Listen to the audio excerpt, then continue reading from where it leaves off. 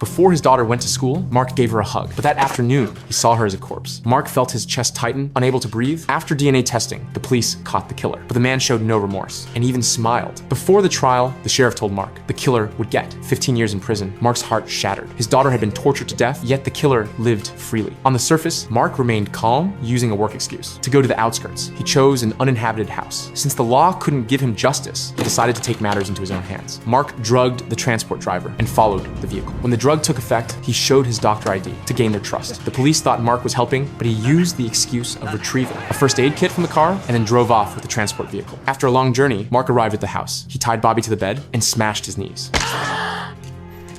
The next day, Mark woke Bobby up and stepped on his broken knees.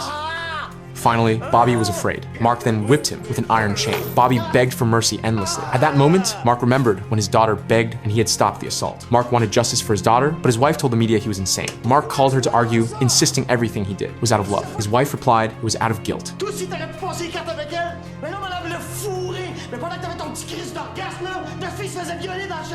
Si t'avais répondu au téléphone au lieu de dormir, si t'avais pris tes messages plus tard, peut-être qu'on aurait pu... Peut-être, on s'est foiré dans le coin pis on braille, mais moi j'agis, Sylvie! J'agis, hostie, j'agis!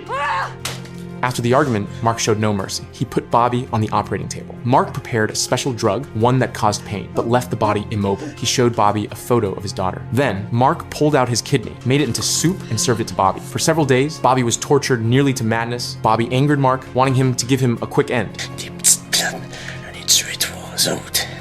Mais ta fille, c'était la plus belle. Mark was furious, almost killing Bobby immediately, but he restrained himself. Other victims' parents were interviewed. Some supported Mark's actions, but others disagreed, saying it only caused more trouble without meaning.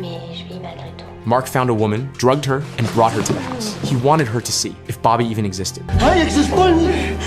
He brought a hammer, asking Anna to take revenge for her daughter. No matter how Mark threatened, Anna remained unmoved. She even scolded Mark for ruining a year of her effort. She had finally managed to forget her daughter, only to have the memories stirred again. In the end, Mark threw Anna into a trash pile. Back home, Mark couldn't calm down. As a doctor, he had a duty to save lives. But as a father, avenging his daughter was also his responsibility. Eventually, Mark broke down. On the way to the bathroom, he froze. His daughter appeared suddenly, as if they had never been apart.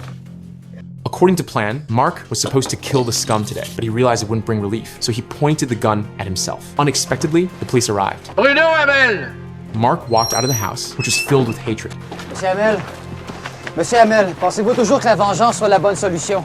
Non. Donc, vous regrettez de l'avoir fait? Non. Due to copyright issues, this is all I can show of this movie. Thanks for watching.